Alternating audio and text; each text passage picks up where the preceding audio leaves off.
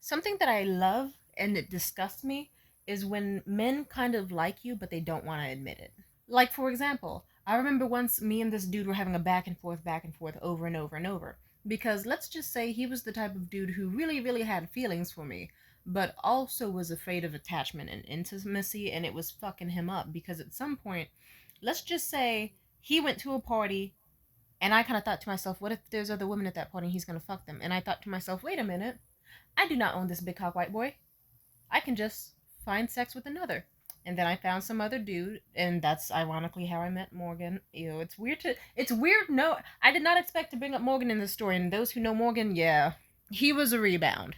I was just like, wait a minute, why am I trying to get overly attached to this dude who doesn't seem to actually want me as his girlfriend? And seems like he's getting tired of talking to me all the time. Let me go ahead and find someone else to have orgasms with. That way I can keep focusing on this guy, but then also not be too hurt if he does this, this, and that with someone else. And it can, like, it keeps like a good equilibrium in place. Because if I'm too fired up, or one side gets too cold, or one side gets too hot, it keeps it in place. You fuck your bitches, I have mine.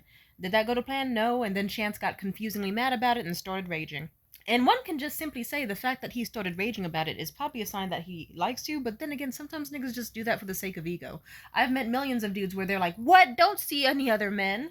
Don't you dare in your fucking life see other men. But then whole time they have other women.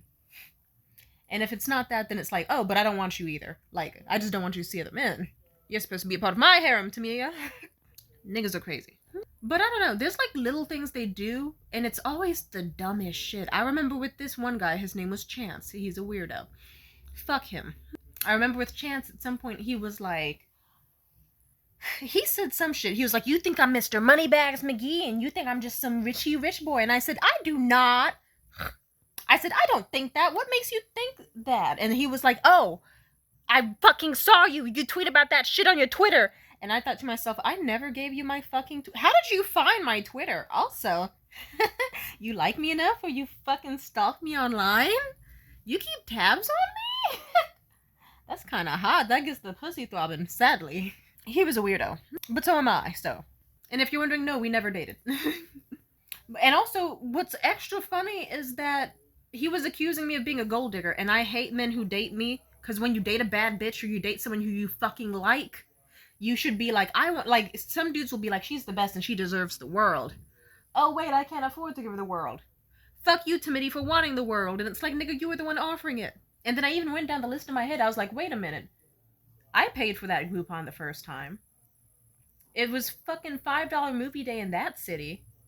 This other time was a Groupon that he paid for, and this other time he found the place and he knew the price, and I was nervous about the price and he paid for it. It's like, nigga, we've met on Taco Tuesday on discount days. We went to the drive-in movie to fuck on discount days. Simply put, even if I did think you had a little money, clearly I was like, let me save the money for better shit. Like, oh my god, he should be so glad he doesn't know how I am now. Niggas used to call me gold diggers for simply expecting them to pick me up with their own gas money on dates. Now I ask for shit like this. Bling, bling, bling. Like a little fire alarm. From the flash it's giving off. Also, I love this ring. It's a gift from Liam. We love Liam. He's wonderful. Don't tell him I said that. Well, you tell him I said that. Thank you, Liam. Also, something men do when I notice they like me. This happened with the recent dude I saw for Christmas, who we are not saying the name of because that man can burn in hell! And he believes in hell, so sorry, let me calm down. I'm actually not that mad anymore, mainly because, what can I say, I've had a lot of masturbation and Mountain Dew and crying, and I'm at the stage where it's like, okay, time goes on. Like, fuck that nigga with the chainsaw, life goes on, and I already have a new nigga I'm talking to already. So, life goes on. But I'll say it like this. We were supposed to meet for just a one-night stand. I could tell he kind of liked me because he was like, let's make it 2 days, but niggas be bullshitting. Next thing you know, it was like several days to like, and then like almost a whole fucking week, like 5 days of seeing each other. And what happened was, if it was just a fling, then, it wouldn't be like, oh, you tell me hookup stories, I tell you mine, blah, blah, blah. We'd have fun with it. I've done that with plenty of people without my feelings attached in it. But I can tell when a nigga starts liking me, because this has happened several times. A nigga will tell me a sex story, and he'll be like, ooh, there was this chick named Hannah I was with in high school. She had these amazing H-cup titties. And they were perky, too. Like, just full of muscle. And her waist was amazing. Her hips were full. Oh, she was amazing. She only likes missionary though. That was her. And then he would tell me this, like niggas could tell me a long ass fucking long. I'm talking Damien Chazelle, the movie Babylon, released in 2022. The film, fucking long. Also, I love that movie. You should watch that movie. It's a masterpiece. Like, that director went into depth. It's such a good movie. You should watch it. Go watch Babylon right now. Well, after this video, of course. And simply put, they would stop. And then I'd be like, that's so fucking cool, Patrick. Also, speaking of which, that reminds me. I remember once before, there was a guy, and then the second I say that, they're like, fuck.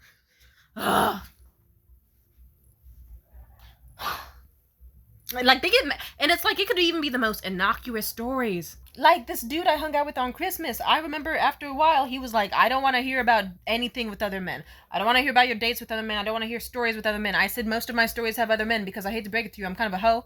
And also, on top of that, I've had a lot of male friends in this fucking lifetime, and a lot of hookups and flings, but simply put, like, yeah, nigga, the point of me telling you about going to Top of the Mark, that one restaurant in the city, was not to be like, look, I have dates and I get options. It was me just simply pointing out that place is overpriced and that me and my date paid $200 for food and still left fucking starving because that place is a fucking scam and you can't even see a view of the city because there's fucking fog everywhere.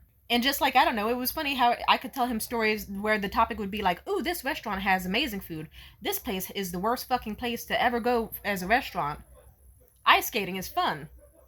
I don't know, just picture any topic, and then he'd find a way where if there was even a hint of a man in this story, like the smallest hint, he'd be like, fuck that, don't tell me about that. And that's sadly a way you can tell a man starts liking you.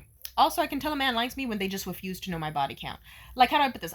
When it's a fling, you know, they'll be like, oh, hell yeah, tell me your body count. Damn, Timothy, you get around. Mine's like half yours. Or, hey, we're the same. Hey. But then if a nigga likes you, he's gonna be like, I don't want to fucking know. Don't you ever in your life tell me. Now, stop right there. Because they still kind of want to keep a good opinion of you, and their little fucking patriarchal, misogynistic brains do not want to think about you getting railed by men. 43. Or probably like 46 at this point. I lost count. It's there. Like the same amount of presidents we've had so far. Boo hoo womp womp. I fuck good. Like there's a chain reaction where it's like I fuck a lot of people means I fuck good. As long as, or if I pay attention, of course. Whatever. Men don't want to know your body count, and men don't want to hear about other flings. If they really don't give a fuck about you, they'll be like, hey girl, hell yeah, I want to hear all about the dick you've taken before. I want to hear about all these amazing dates and journeys and experiences you've had. If they like you, they will be like, shut the fuck up. I never want to hear your body count, you precious, lovely angel. Do not ever tell me anything with a man involving it whatsoever. I remember once with my ex-boyfriend Liam when we were dating, I remember he was like, I don't think this position is possible. I said, it is. He said, how do you know that?